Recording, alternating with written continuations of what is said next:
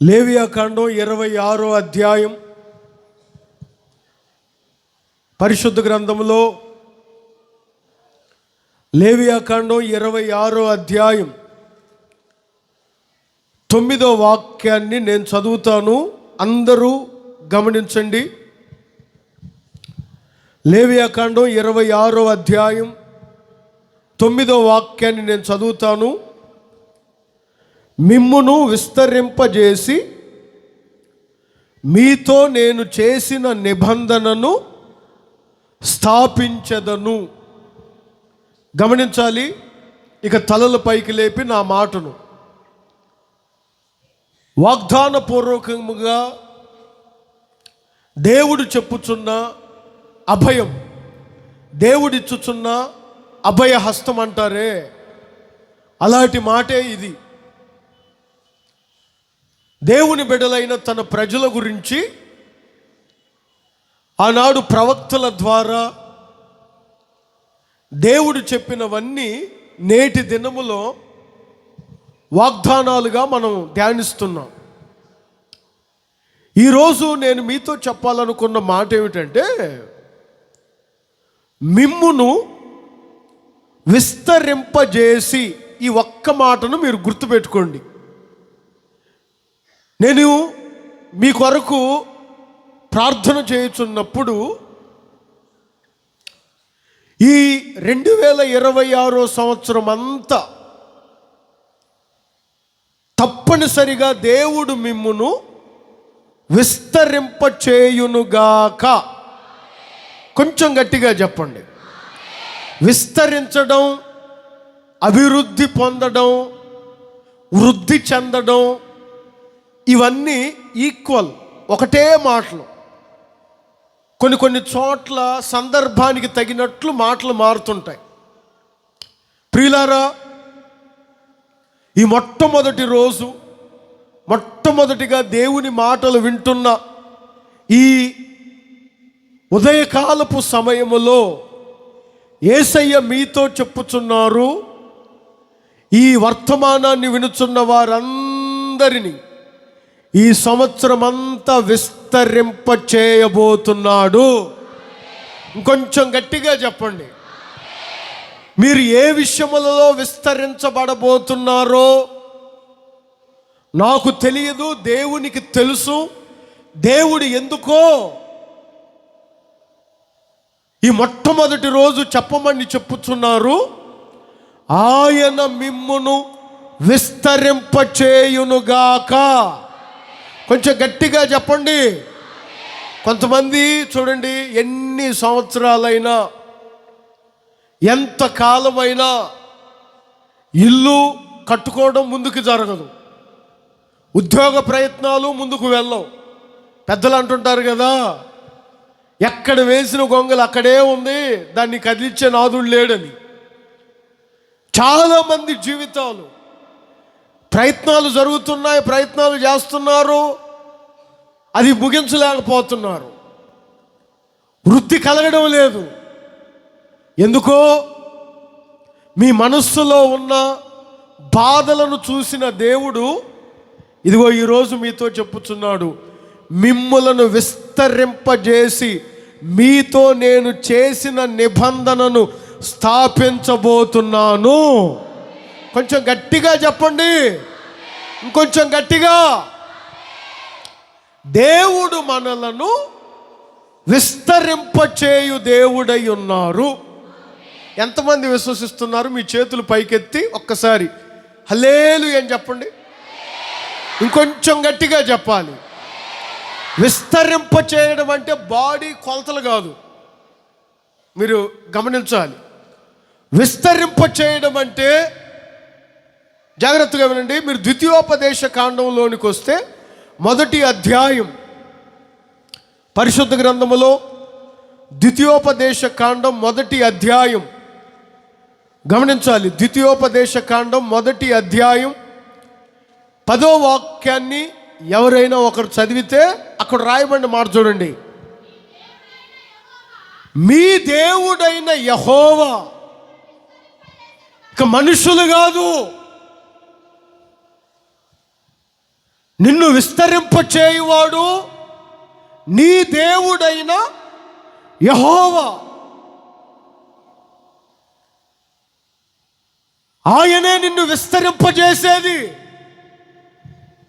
అక్కడ అదే వ్రాయబడి ఉన్నది, మీ దేవుడైన యెహోవా మిమ్మును విస్తరింపజేసెను గనుక.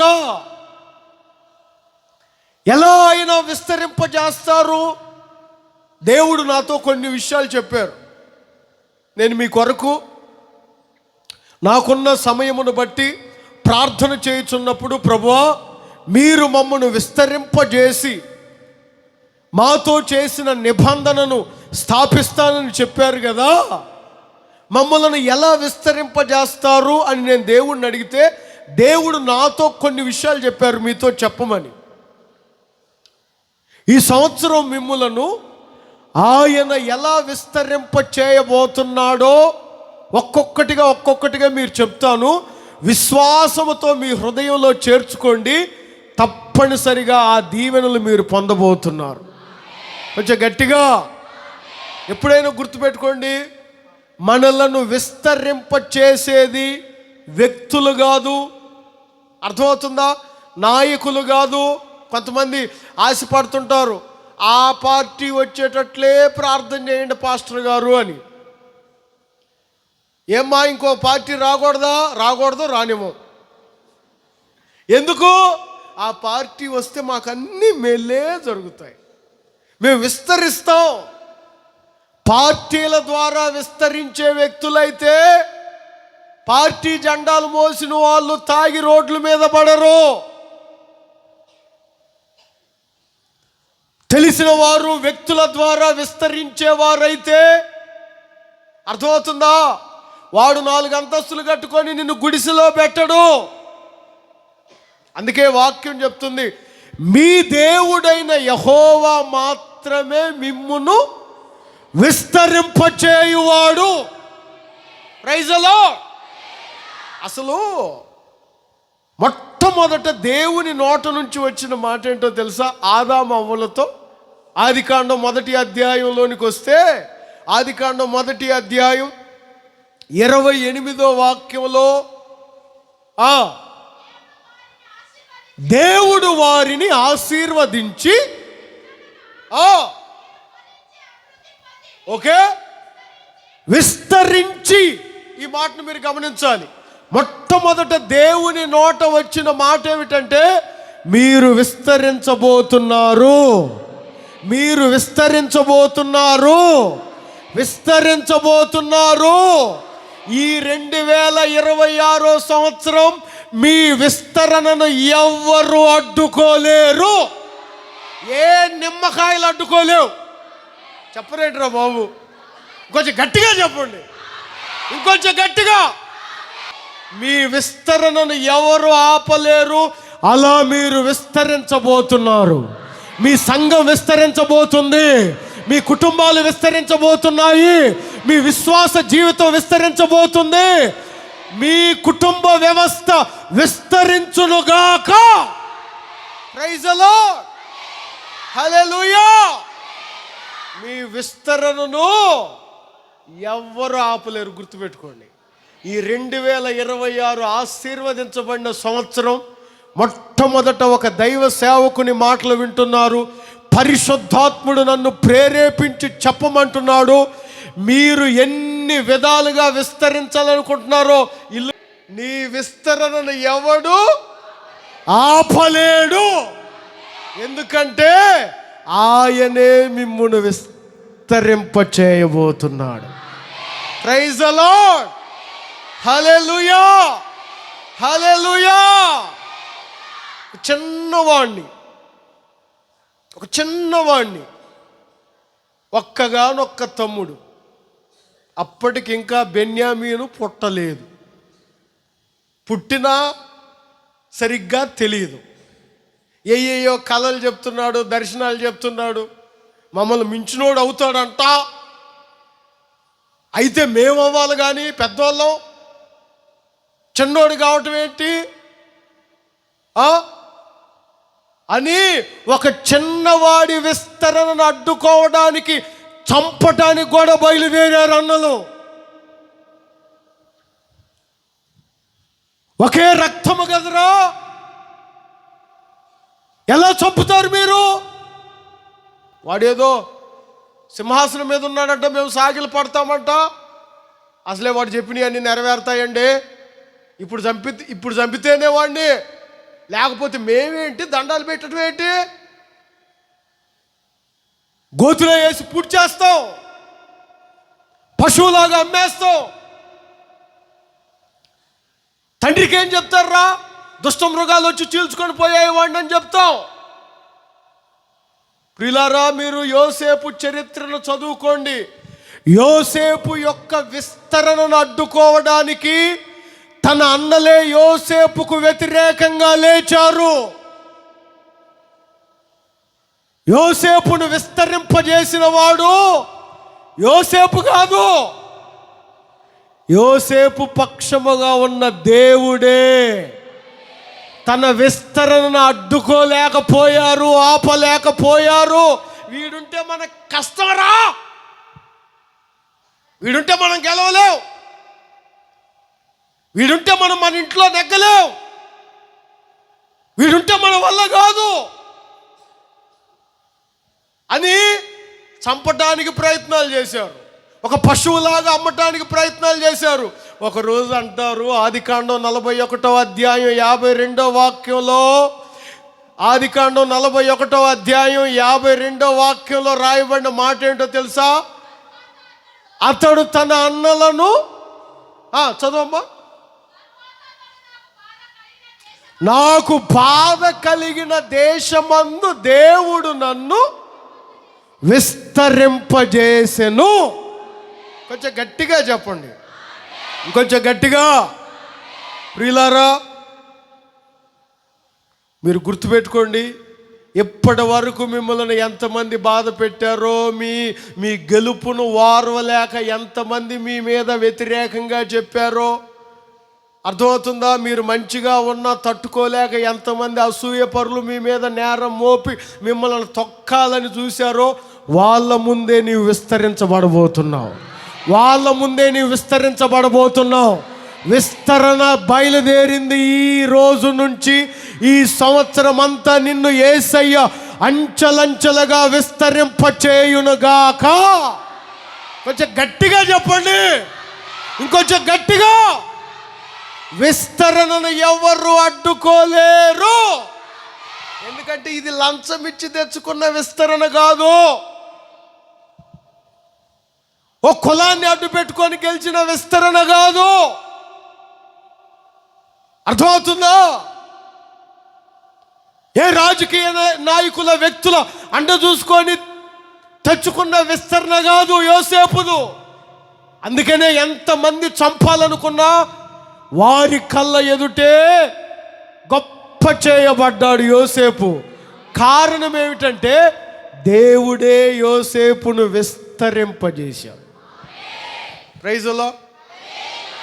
మీకు డబ్బున్నా పర్లేదు, కోరుకోండి ఈ సంవత్సరం, ప్రభువా ఇంకా నన్ను విస్తరించు. బీరువా తీస్తే కట్ట మీ మీద పడుతుందా? ఇంకా కోరుకోండి, ఇంకో 4 కట్టలు పడాలయ్యా నా మీద అని. ఒక్కటి సరిపోవట్లేదని. నిజంగా చెప్తున్నాను, మీరు నవ్వుతున్నారా? టాటా వాడికి ఏం తక్కువ అండి? ఉప్పు అమ్ముకుంటున్నాడు. ప్రపంచంలోనే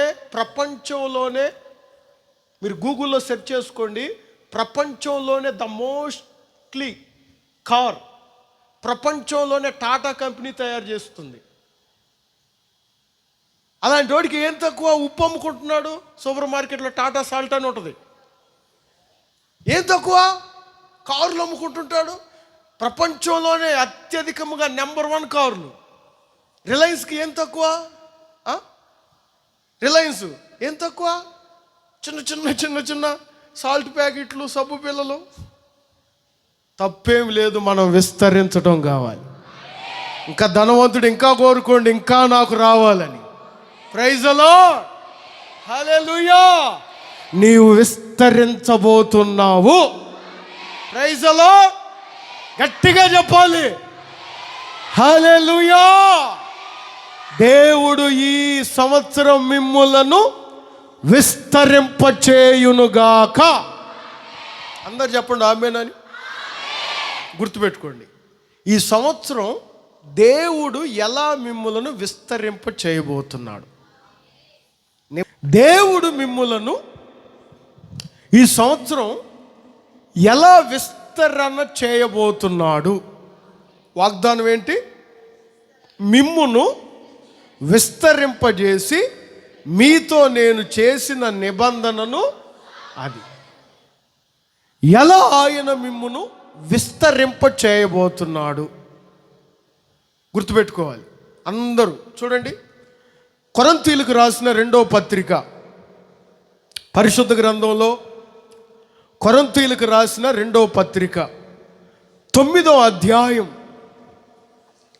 కొరింథీయులకు రాసిన 2వ పత్రిక 9వ అధ్యాయం 8వ వాక్యాన్ని చదివినప్పుడు అక్కడ రాయబడిన మాట, అన్నిటి యందు ఎల్లప్పుడూ మీలో మీరు సర్వ సమృద్ధి గలవారై చేయుటకు, ఈ మాట గమనించాలి, దేవుడు మీ ఎడల సమస్త విధములైన కృపను విస్తరింప చేయబోతున్నాడు. కొంచెం గట్టిగా చెప్పండి. దేవుడు ఈ సంవత్సరం మీ ఎడల ఆయన కృపను విస్తరింప చేయబోతున్నాడు. అదేంటి పాస్టర్ గారు, డబ్బును విస్తరింప చేయబోతున్నాడు అని చెప్తారేమో అనుకున్నాను. అదేంటి పాస్టర్ గారు, ఇంటిని విస్తరింప చేయబోతున్నాడు ఏంటని అనుకున్నాను. మీరేంటి కృప అంటారు అని అనుకుంటున్నారేమో. ప్రియులారా, జాగ్రత్తగా వినాలి. ఈ సంవత్సరం నేను దేవుణ్ణి అడిగాను. ఈ వాగ్దానాన్ని దైవజనులు చెప్పినప్పుడే, దేవుణ్ణి అడిగాను, ఆయన ఎలా విస్తరింప చేయబోతున్నావయ్యా మీరు మమ్మల్ని అంటే, దేవుడు నాతో చెప్పిన మాట ఏంటో తెలుసా? ఈ సంవత్సరం ఇప్పటి వరకు ఉన్న కృప కంటే అత్యధికమైన కృపతో నేను నిన్ను విస్తరింప చేయబోతున్నా. Praise the lord. కృప మీకు తోడయుండునుగాక, కృప మీకు అనుగ్రహింపబడునుగాక. ప్రియులారా, ఆయన కృపలో మిమ్మల్ని విస్తరింపజేయబోతున్నాడు. కృప మీకు విస్తరింపచేయునుగాక. కృప మిమ్మలను, ఆయన కృప విస్తారముగా ఈ సంవత్సరం మీకు ఉండబోతుంది. ఒక మాటలో చెప్పాలంటే అది దాని అర్థం. ఈ సంవత్సరం ఇంతకు ముందున్న కృప కంటే ఎక్కువ కృప నీకు కలగబోతుంది. Praise the lord. హల్లెలూయా. కృప లేకపోతే చాలా కష్టం. అందుకే నేను కీర్తనకారుడు అంటారు చూడండి, 66వ కీర్తనలో, 66వ కీర్తన పరిశుద్ధ గ్రంథంలో 66వ కీర్తన 20వ వాక్యాన్ని మీరు చదివితే, 66వ కీర్తన 20వ వాక్యంలో రాయబడిన మాట, దేవుడు నా ప్రార్థనను త్రోసివేయలేదు, నా యొద్ద నుంచి తన కృపను తొలగించలేదు. కృప దూరంగా లేదు. ఎంతమందికి దేవుని కృప కావాలి? చేతులెత్తి ఒక్కసారి చూపించండి. నాకు చేతులెత్తి అందరూ దేవుని కృప మాకు కావాలన్న వాళ్ళందరూ ఒక్కసారి చేతులెత్తి చూపించండి. ఆయన కృప మీ యొద్ద నుంచి తీసివేయడు. కొంచెం గట్టిగా చెప్పండి. ఎందుకని? ప్రతిసారి భక్తుని ఉద్దేశం ఏమిటంటే, ప్రతిసారి ఏదైనా చిన్న తప్పు చేశాడా, ఏదైనా దేవునికి వ్యతిరేకంగా మాట్లాడా, ఏదైనా నడవకుండా మార్గాల్లో నడిచాడా, వెంటనే ఏమనుకుంటా అంటే కృప దూరం అయిపోతుందేమో అని. అందుకనే ఈ భక్తుడు అంటారు చూడండి, నేను ఎన్నోసార్లు అనుకున్నాను కానీ ఆయన కృప నా యొద్ద నుంచి, చెప్పండి అందరు చెప్పండి, ఈ సంవత్సరం ఆయన కృప మీ యొద్ద నుంచి తొలగిపోదు. Praise the lord. Hallelujah. Hallelujah. ఏంటండి కృప కృప కృప అంటారు? నేను మీకు అర్థమయ్యేటట్లు ఒకటి చెప్పనా? కాలు జారుతుంది అని అనుకుంటాను నేను. ప్రతిసారి కాలు జారుతుంది అని నేను అనుకుంటాను. ఇక అయిపోయింది, నా జీవితం అయిపోయింది, ఇక పడిపోయాను, తప్పిపోయాను, పాడైపోయాను, ఎందుకు పనికిరాని వ్యక్తిని అయిపోతానేమో అనుకున్న ప్రతిసారి భక్తుడు ఏమంటాడు? నా కాలు జారనని నేను అనుకొనగా నీ కృప నన్ను బలపరచుచున్నది. 94వ కీర్తన 18వ వాక్యంలో ఉంటుంది చూడండి. నా కాలు జారెనని నేను అనుకొనగా యెహోవా ప్రతిసారి నీ కృప నన్ను బలపరచుచున్నది, నీ కృప నన్ను బలపరచుచున్నది. అట్టి కృపను దేవుడు మీకు అనుగ్రహించునుగాక. అందరు చెప్పండి ఆమేనని. కొంచెం గట్టిగా చెప్పండి. కృప ఎలా ఉంటుందో చెప్పనా? కృప ఎలా ఉంటుందో చెప్పనా? ఒకసారి ప్రజలందరూ విస్తరిస్తున్నారు, బాగా వినండి. ప్రజలందరూ విస్తరిస్తున్నారు. పాపం ఆ దేశంలో ఉన్న వ్యక్తికి భయం పుట్టింది. ఒరే, వీళ్ళు చాలా కొద్ది మంది వచ్చారు, ఇప్పుడేమో ఎక్కువైపోతుంది, వాళ్ళ సంతానం వృద్ధి పొందుతున్నారు, ఒక రోజుకి మన మీద వీళ్ళు తిరుగుబాటు చేసి మనల్నే తొక్కేసి, అర్థమైందా, మనల్నే తొక్కేసి వాళ్ళు వస్తారేమో ఈ ప్లేస్లోకనే భయం పుట్టుకుంది.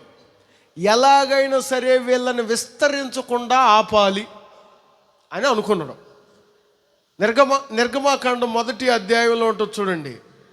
ఫరో ఇశ్రాయేలీయుల విస్తరణను అడ్డుకోవాలని అనుకున్న ప్రతిసారి వాళ్ళు విస్తరిస్తూనే ఉన్నారు. ఇదేంట్రా, టార్చర్ పెడుతున్నాడు.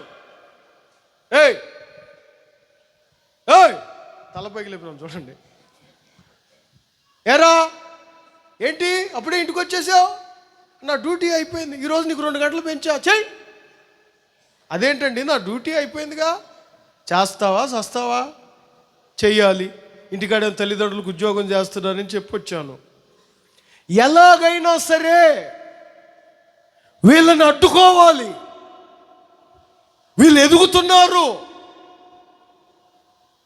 చూడండి, ఒక రాజుకే అసూయ పుట్టింది. ఇప్పుడు చూడాలి, వీళ్ళ విస్తరణ అడ్డుకోవాలి. నేను అక్కడ ఒక మాట చదివాను, నాకు బాగా సంతోషం అనిపించిన మాట ఏంటంటే, నిర్గమాకాండంలో మీకు చెప్తాను చూడండి. నిర్గమాకాండం 1వ అధ్యాయంలో నేను ఎందుకు ఇప్పుడు ఈ మాట చెప్పానంటే, నిర్గమాకాండం 1వ అధ్యాయం చూడండి 12వ వాక్యంలో చూడండి. ఐగుప్తీయులు వారిని శ్రమ పెట్టిన కొలది, ఈ మాట మీరు గుర్తుపెట్టుకోండి, నీ చుట్టూ ఉన్నవారు శ్రమ పెట్టిన కొలది నీవు విస్తరించబోతున్నావు.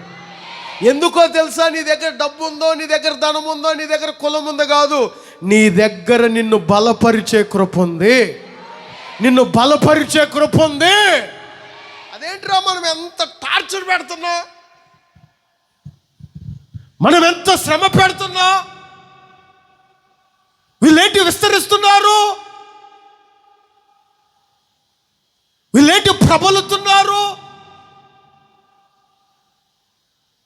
ఎంత చేసినా ఏంట్రా వీళ్ళు డెవలప్ అవుతూనే ఉన్నారు, మనమేమో అసూయ పడుతున్నాం.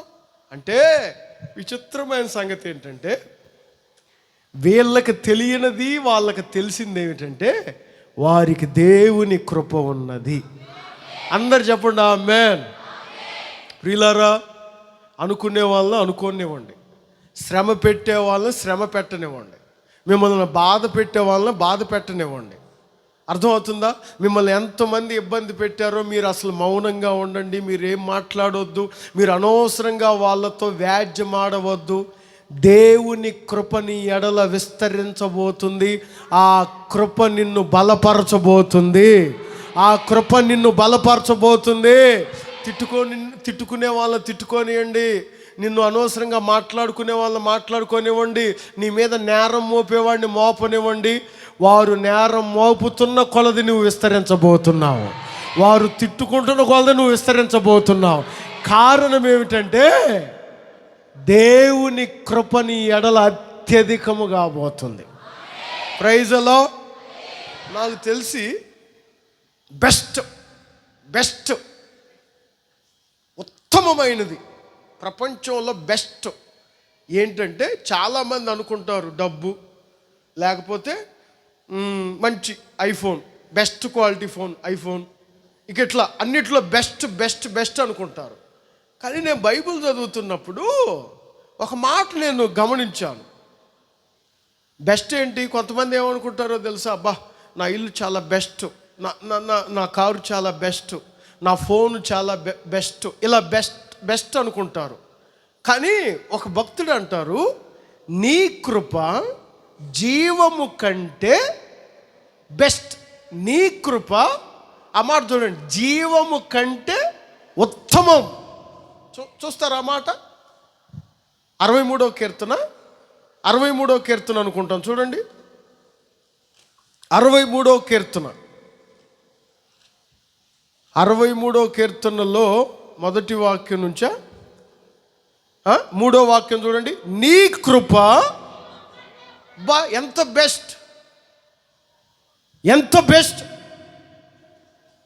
నీ కృప జీవం. మామూలుగా ఎంత ఆస్తిపడైనా జీవముతో ఉండాలని కోరుకుంటాడు. ఈ మాట చదువుతున్నప్పుడు నాకు ఆశ్చర్యం అనిపించింది. అదే, ధనం కావాలా, ప్రాణం కావాలా? అమ్మా, ఏంటో అంత సీరియస్గా చూస్తున్నారు? ఒకసారి తల్లపైకి లేపి గట్టిగా హల్లెలూయా చెప్పండి. టక్కా నేను కొన్ని క్వశ్చన్లు అడుగుతాను, అందరూ చాలా షార్ప్గా ఉండాలి, ఆన్సర్లు స్పీడ్గా డబ్బు కావాలా, ప్రాణం కావాలా? డబ్బు కావాలంటే మొహం బగలు కొడతా ఇంకా ఎవరు. అమ్మా, డబ్బు కావాలా, ప్రాణం కావాలా? ఓకే, ఇంకోటి అడుగుతాం చూడండి. ఇంకోటి అడుగుతాం, ఇల్లు కావాలా, ప్రాణం కావాలా? ఆహా, కొడుకు కావాలా, ప్రాణం కావాలా? మీరు ప్రాణం కావాలంటున్నారు కానీ కీర్తనకాడు చూడండి, నాకు ప్రాణం వద్దు, కృప కావాలంటాడు. అదే కదా, నీ కృప జీవము కంటే. ఇదేంటి? మేము ప్రాణం కావాలనుకున్నాం కదా. మీరేంటంటే ఆయన అంటాడు, నీ కృపే కదా నన్ను బ్రతికించేది, నీ కృపే కదా నాకు జీవాన్ని ఇచ్చేది, నీ కృపే కదా నన్ను కాలు జారనివ్వకుండా నడిపించేది. అట్టి కృప ఈ సంవత్సరం మీ ఎడల విస్తరించబోతుంది. ప్రైజ్ ది లార్డ్, హల్లెలూయా. యెహెజ్కేలు గ్రంథం 36వ అధ్యాయం, పరిశుద్ధ గ్రంథంలో యెహెజ్కేలు ప్రవచన గ్రంథం 36వ అధ్యాయం 30వ వాక్యం, 36వ అధ్యాయం యెహెజ్కేలు గ్రంథం 30వ వాక్యము చూడండి. అక్కడ రాయబడిన మాట చాలా మంచి మాట. బైబిల్ ఉన్న వాళ్ళందరూ తీసి చూడాలి. అన్యజనులలో కరువును గూర్చిన నింద మీరిక నొందకయుండునట్లు చెట్ల ఫలములను. గుర్తుపెట్టుకోండి, ఈ సంవత్సరం మీకు పంచాంగం చెబుతున్న జ్యోతిష్యుడు అని అనుకోండి, నన్ను తప్పులేదు, అర్థమైందా? ఈ సంవత్సరం మీ చెట్లు ఫలములు, మీ భూమి పంట విస్తరించబోతుంది. విశ్వాసంతో అందరు చేతులు పైకెత్తి హల్లెలూయా అని చెప్పండి. ఇంకొంచెం గట్టిగా చెప్పాలి. పొలం ఉన్న వాళ్ళందరూ ఒకసారి చేతులు ఎత్తండి. అబ్బో, చాలామందికి పొలాలు ఉన్నాయి. ఈ సంవత్సరం మీ పంటను దేవుడు విస్తరింపజేయబోతున్నాడు. Praise the lord. ఇప్పటి వరకు మీ దేవుడిని నమ్ముకున్నాం, ఏం పండించాడు అంటారు, దీర్ఘాలు తీస్తుంటారు కొంతమంది. మీ దేవుడిని నమ్ముకున్నాం, మా పొలం చూడు ఎట్టుందో, మీ పొలం చూడు ఎట్టుందో, మా చెట్లు చూడు ఎట్టున్నాయో, మీ చెట్లు చూడు ఎట్టున్నాయో. నాకు డౌటు, ఈ దరిద్రులే ఈ చెట్లకి ఏమైనా చేసి ఉంటారు. అర్థమైందా?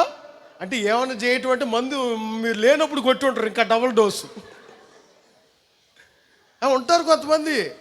మనం పచ్చగా కలకల్లాడుతున్న కొంతమంది చూడండి, అసూయ పొరలు ఇట్లా చూస్తుంటారు. చూసుకోండి రా బాబు, నా దేవుడు నన్ను విస్తరింపజేయడం మొదలుపెట్టాడు. ప్రైజ్ ది లార్డ్, హల్లెలూయా.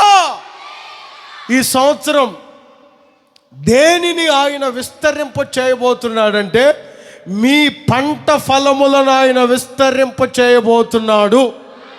దీని అర్థం చెప్పనా, మనం ఆర్థికంగా బలపరచబడనివ్వకుండా చేస్తున్న ప్రతి ఆటంకములను ఆయన గద్దించునుగాక.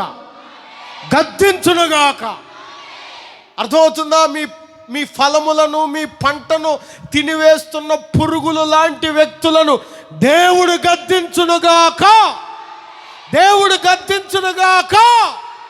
Praise the lord. కొన్ని తినివేస్తున్నాయి మీ పంట ఫలములను. యోవేలు 2వ గ్రంథం 25వ అధ్యాయంలో ఉంటాయి కొన్ని పురుగులు మీకు రావాల్సిన పంటను, నీకొచ్చిన ఫలములను, అప్పులనే పురుగులు కావచ్చు, ఆర్థికంగా నిన్ను ఎదగనివ్వకుండా కొన్ని పురుగులు నీ చేతికొచ్చిన పంటను తినివేస్తున్నాయి. 2వ అధ్యాయం 25వ వాక్యంలో అదేనా ఉంది? అవసరమైన మాట చూడండి అక్కడ. నేను పంపిన మిడతలు, అది కాదు మలాకీ గ్రంథం 3వ అధ్యాయం 11వ వాక్యంలోకి రండి. అక్కడ దేవుడు ఒక మాట చెప్తారు చూడండి. మలాకీ గ్రంథం 3వ అధ్యాయం 11వ వాక్యంలో, మీ పంటను తినివేయు. ప్రియులారా, గుర్తుపెట్టుకోండి, ఈ సంవత్సరం మీరందరూ నాతో చెప్పబోతున్నారు. మీరేం కంగారు పడమాకండి, నేను ఇక్కడే ఉంటాను, మీరు అక్కడే ఉంటారు. మీరు వచ్చి నాతో చెప్పబోతున్నారు, ఈ సంవత్సరం మా పంట ఫలములను దేవుడు విస్తరింపజేశాడని. Praise the lord. ఇస్సాకు ఆ దేశమందు విత్తనము వేసిన వాడై, చెప్పండి ఏ దేశం? ఆ దేశం అది గమనించాలి మీరు. అసూయ పరులున్న దేశం, నాశనం చేసే దేశం, కరువులతో ఉన్న దేశం. ఆదికాండం 26వ అధ్యాయంలో 12, 14, 12వ వాక్యం, 13వ వాక్యం, 14వ వాక్యాన్ని చదివితే ఏ దేశం? కరువులో ఉన్న దేశం. ఆ దేశములో విత్తనము వేసి ఆ సంవత్సరం, అంటే ఈ 2026వ సంవత్సరం, ఏ పొలమైతే మీకు పంట రానివ్వకుండా, పెట్టిన పెట్టుబడి కూడా రానివ్వకుండా చేసిందో ఆ పొలములోనే మీరు విత్తనం వేయండి. ఈ సంవత్సరం 100 అంతలు పండబోతుంది. కొంచెం గట్టిగా చెప్పాలి, ఈ సంవత్సరం 100 అంతలు పండబోతుంది. మీ విస్తరణను ఎవడు అడ్డుకోలేడు. Praise the lord. కొంచెం గట్టిగా. ఎలాంటి విస్తరణో తెలుసా? మీరు చదివితే, ఆ దేశమందు విత్తనం వేసిన వాడై 100 అంతల ఫలం పొందెను, ఆశీర్వదించెను, ఆ మనుషుడు గొప్పవాడాయను. ఓకే,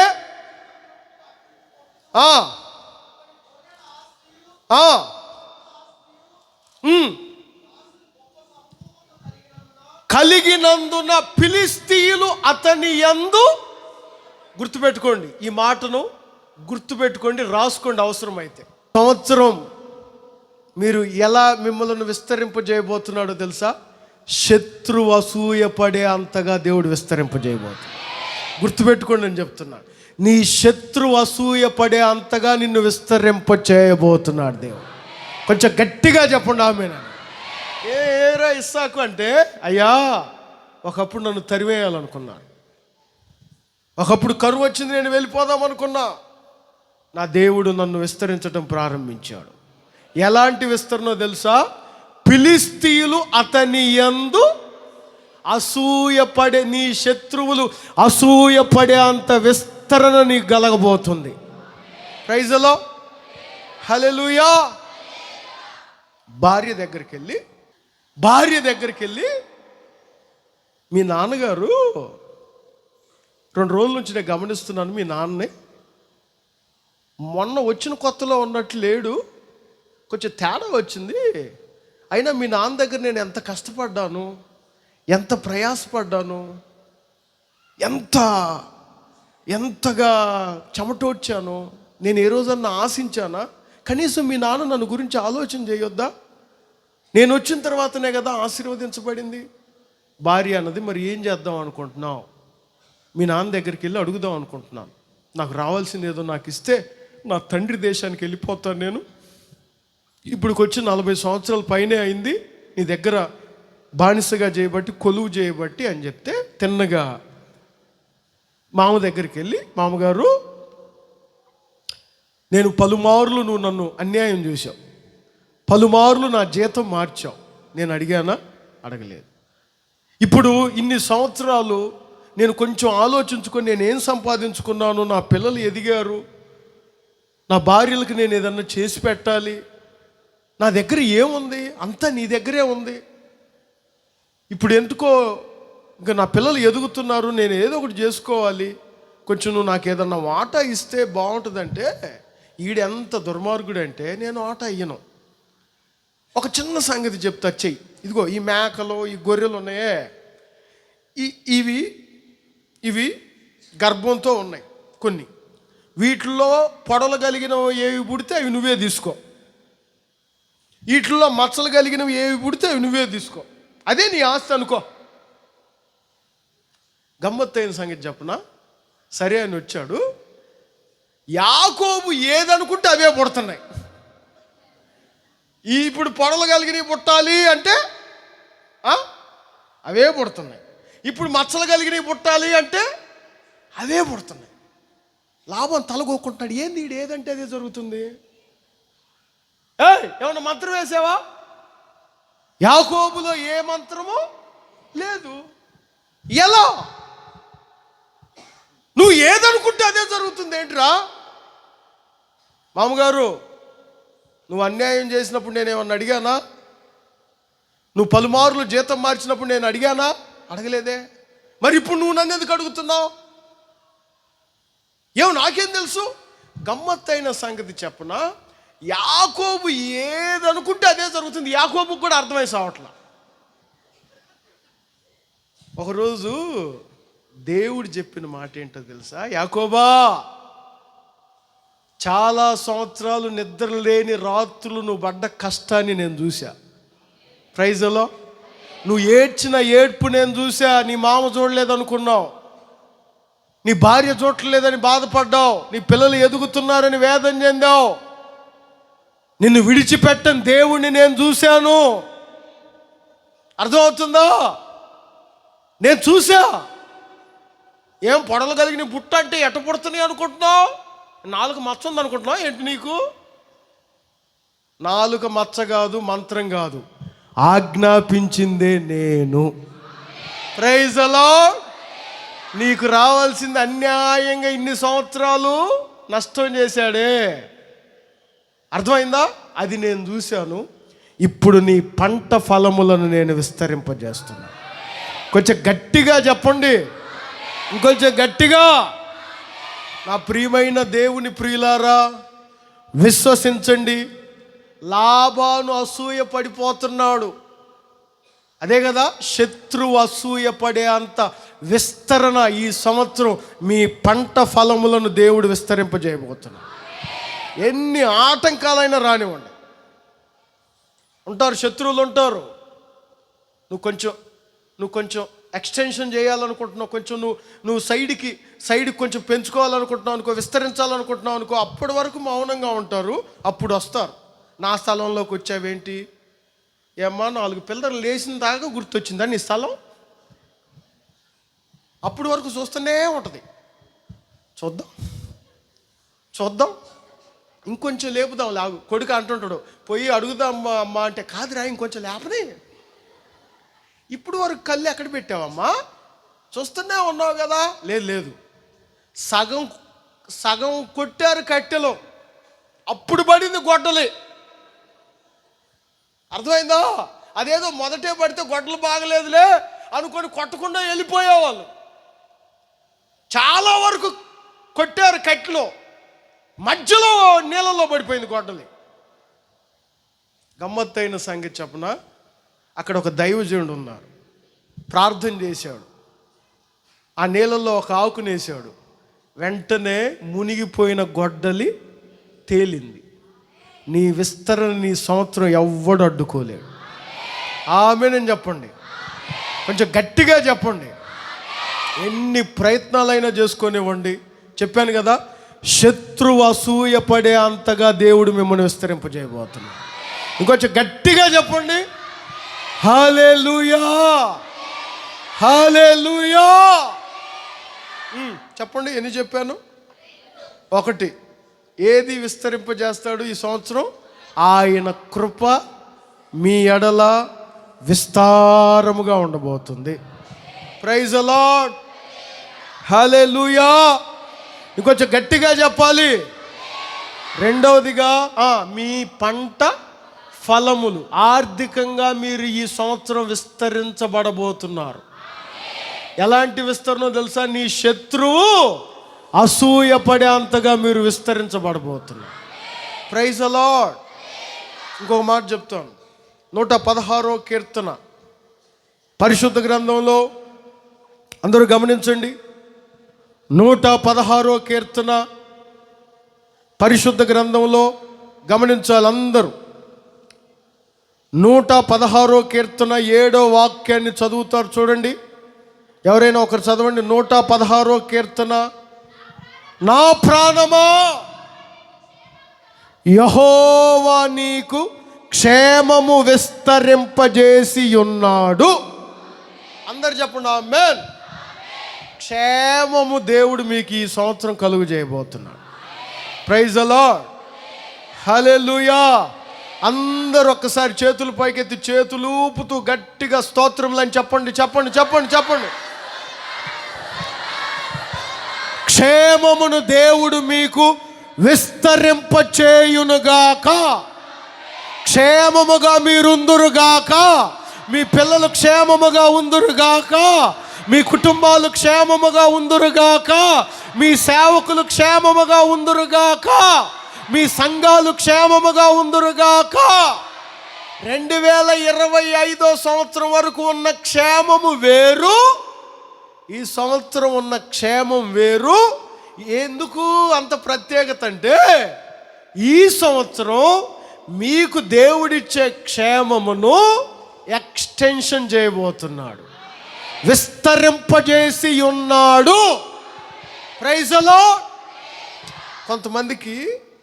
కొంతమందికి డబ్బుంటే క్షేమం అనుకుంటారు. డబ్బు నాకు క్షేమాన్ని తెస్తుంది అనుకుంటారు. ఇంకా కొంతమందికి చెప్పాలంటే మాకున్న బంగారం మాకు క్షేమం అని చెప్తారు.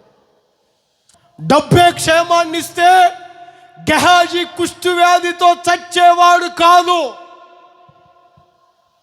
బంగారమే క్షేమాన్ని ఇస్తే ఆకాను రాళ్లతో కొట్టి చంపబడేవాడు కాదు. మరి క్షేమం ఎక్కడా?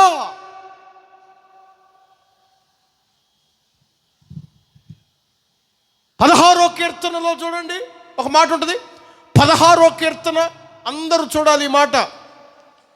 16వ కీర్తన 2వ వాక్యం చూడండి.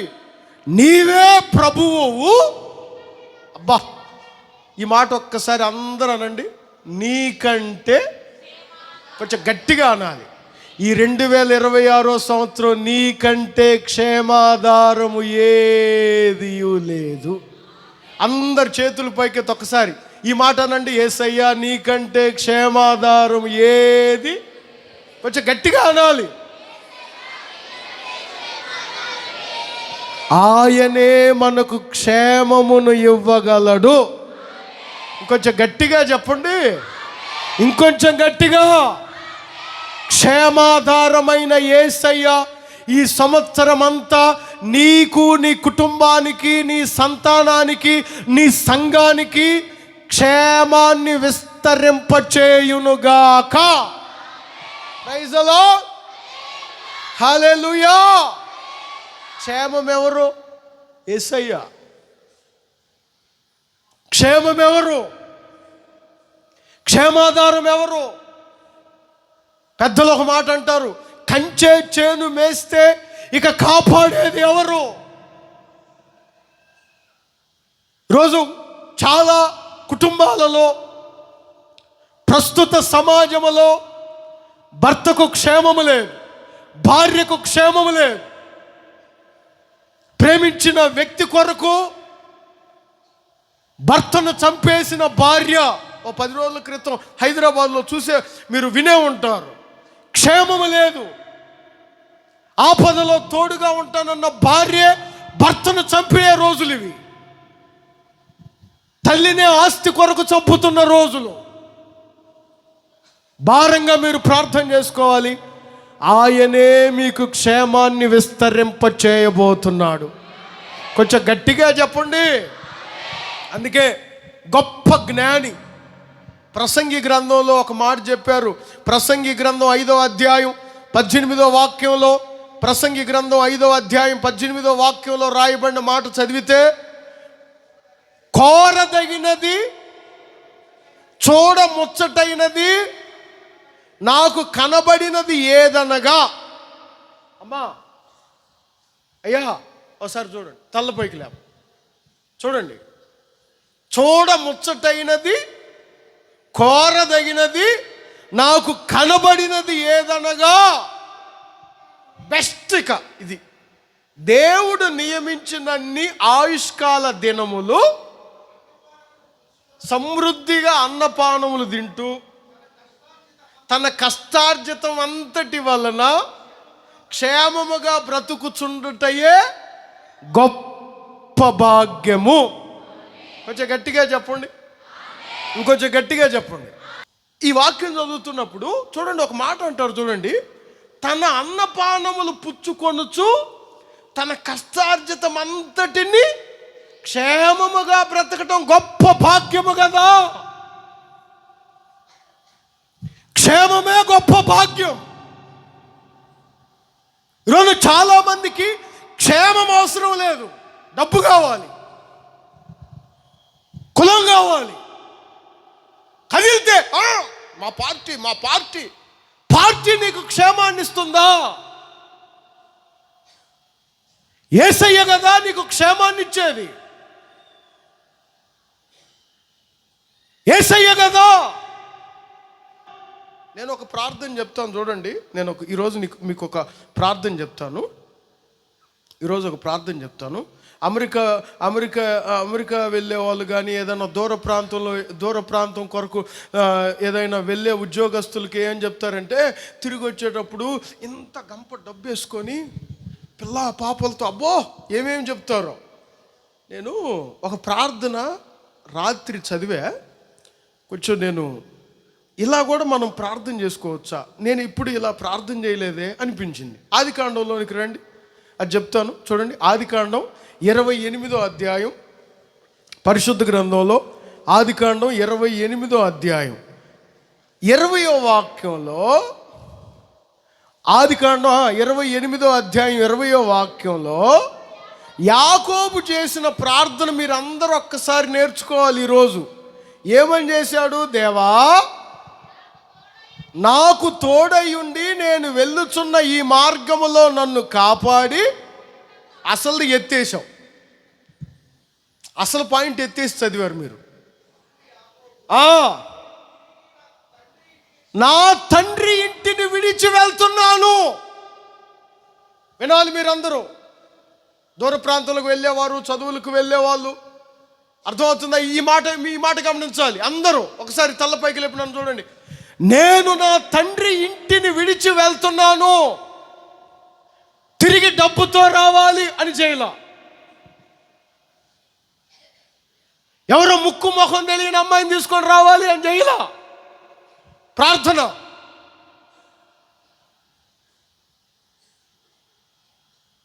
ఏమని ప్రార్థన చేశాడో తెలుసా? నేను బయలుదేరి వెళ్తున్నాను, తిరిగి నా తండ్రి ఇంటికి క్షేమముగా రావాలి. ఈ ప్రార్థన నాకు చాలా కొత్తగా అనిపించింది.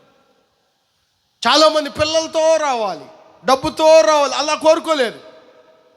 అయ్యా నేను వెళ్తున్నా, వెళ్ళే మార్గం ఎలా ఉంటుందో నాకు తెలియదు, అక్కడ మనుషులు ఎలా ఉంటారో నాకు తెలియదు, అక్కడ సాంప్రదాయాలు ఏంటో నాకు తెలియదు. అర్థమవుతుందా? కూల్ డ్రింకులో మందు పోసి తాపిచ్చే వాళ్ళు ఉంటారో లేదో నాకు తెలియదు. స్నేహం పేరుతో చెప్పి నన్ను లోపరుచుకుంటారేమో నాకు తెలియదు. అర్థమవుతుందా? నేను వెళ్తున్నాను నా తల్లిదండ్రులను విడిచి, నేను వెళ్తున్నాను నా కుటుంబాన్ని విడిచి, నేను వెళ్తున్నాను దూర ప్రాంతం నా సంఘాన్ని విడిచి, నా సేవకుడిని విడిచి. నేను తిరిగి వచ్చేటప్పుడు క్షేమముగా రావాలి.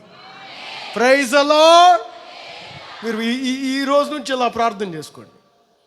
ఈ రోజు నుంచి మీరు ఇలా ప్రార్థన చేసుకోండి. ఎక్కడికి వెళ్తున్నా నువ్వు బయటికి వెళ్ళేటప్పుడు తిరిగి నేను నా ఇంటికి క్షేమం. గమ్మత్తైన సంగతి చెప్పనా, యాకోబుకి ఎన్నో ఆపదలు. ఆ ప్రార్థన చేసుకొని బయలుదేరిన తర్వాత నుంచి స్టెప్ బై స్టెప్ ఆపదలు ప్రారంభమయ్యాయి.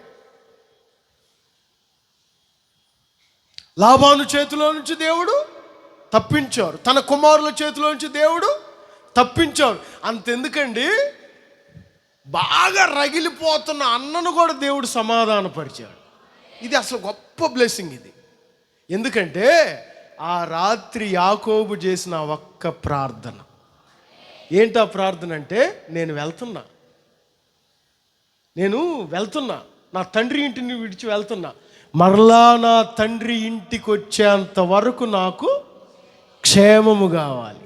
Praise the Lord. డబ్బుతో రావాలి, డబ్బు ద్వారా క్షేమం రాదు. చెప్పాను కదా, బాగా సంపాదించుకొని రావాలి, ఇక్కడ ఇల్లు కట్టుకోవాలి. అదేంట్రా, ఆడ సంపాదించి వచ్చి ఈడ ఇల్లు కట్టుకొని ఏడేం చేస్తావు, ఇది అద్దెకెత్తా, ఇక దానికి ఎందుకు? అద్దె డబ్బులు వస్తాయి అన్నయ్య. 40 లక్షలు పెట్టి ఇల్లు కట్టుకున్నాడు, 4,000 కక్కుర్తి పడతావా అక్క?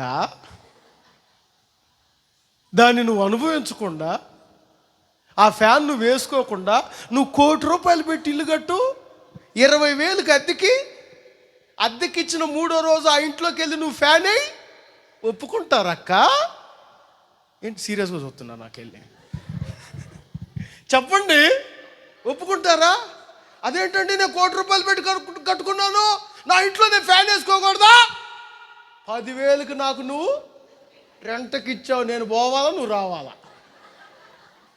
శుభ్రంగా మీ కష్టార్జితాన్ని మీరు తినండి, మీ ఫ్యాన్ మీరు వేసుకోండి. అర్థమైందా? మీ గదిలో మీరు ఎంజాయ్ చేయండి. క్షేమముగా ఉండటమే గొప్ప భాగ్యం. అందరు చెప్పండి ఆమేన్. ఇంకొంచెం గట్టిగా చెప్పండి. డబ్బులు తినక ఎండకు దడిసి వానకు దడిసి 50 లక్షలు 60 లక్షలు పెట్టి కట్టించి దాంట్లో నువ్వు అనుభవించకుండా ఎందుకు? 1 సంవత్సరం అనుభవించు, తర్వాత చూసుకుందాం. క్షేమము కావాలి మనకి. అందరు చెప్పండి, ఆ మాట అర్థమైన వాళ్ళందరూ చేతులు పైకెత్తి హల్లెలూయా అని చెప్పండి. ఈ సంవత్సరం ఆయన మీకు ఎలాంటి క్షేమాన్ని విస్తరింపజేయబోతున్నాడో తెలుసా? వాగ్దానములోనికి రండి. మీరు ఒక మాట చెప్తాను. లేవియాకాండం 26వ అధ్యాయం, లేవియాకాండం 26వ అధ్యాయం, లేవియాకాండం 26వ అధ్యాయం 6వ వాక్యాన్ని ఒక్కసారి చూడండి. 26వ అధ్యాయం 6వ వాక్యంలో, ఆ దేశములో క్షేమాన్ని దేవుడు మీకు ఇవ్వబోతున్నాడు. ఈ భారతదేశంలో అందరు చెప్పండి. ఎలాంటి క్షేమమో చెప్తాను, మీరు ఆమేనని అంటా ఉండాలి. చదువమ్మా. పండుకొనినప్పుడు ఎవడు మిమ్మును ఉలిక్కిపడి లేవరు. కొంతమంది ఉంటారు, నిద్రపోతుండే ఉంటారు, ఉలిక్కిపడి లేచి కూర్చుంటారు. ఏమైందంటే, ఎవరు తొక్కారు అన్నయ్య నన్ను, నువ్వు ఎవరిని దొక్కకుండా ఉంటే చాలు, నిన్నెవరు దొక్కుతారు? ఎంత భయమో. 26వ అధ్యాయం 6వ వాక్యంలో, రాత్రులు పండుకొనినప్పుడు మీరు భయపడరు. నెక్స్ట్, దుష్ట మృగాలు ఉండవు. ఆమేన్. కొంచెం గట్టిగా చెప్పండి. మృగాలంటే ఎక్కడో అడవుల్లో నుంచి పారిపోయి మన మీదకి వచ్చే మృగాలు కాదు. ఎదిగిన పిల్లలుంటే చుట్టూ ఉన్నవారు మృగాలై ఉంటారు, పశువుల్లాగా ప్రవర్తిస్తారు. అలాంటి మృగాలు ఏవి మీ మీదకి రావు. ఆయన మీకు క్షేమాన్ని ఇవ్వబోతున్నాడు. నేను ఒకటి చెప్తున్నాను, మీ పిల్లల గురించి అసలు ఆందోళన చెందకండి. ఏ మృగము బారిన మీ పిల్లలు పడరు. నా మాట అర్థమైన వాళ్ళందరూ గట్టిగా హల్లెలూయా అని చెప్పండి. ఇంకొంచెం గట్టిగా చెప్పండి, ఇంకొంచెం గట్టిగా చెప్పాలి. ఇంకో మాట చెప్పనా, మీ దేశములోనికి ఖడ్గము, అంతే, కత్తులు రావు. మరి ఏమొస్తాయంటే క్షేమమే రాబోతుంది. Praise the Lord. నా మాట అర్థమైన వాళ్ళందరూ చేతుల పైకి ఒకసారి హల్లెలూయా అని చెప్పండి. క్షేమమును విస్తరింపజేయునుగాక, కృపను విస్తరింపజేయునుగాక. రెండోది ఏం చెప్పాను చెప్పండి. రెండోది, మీ పంట ఫలములను విస్తరింపజేయునుగాక.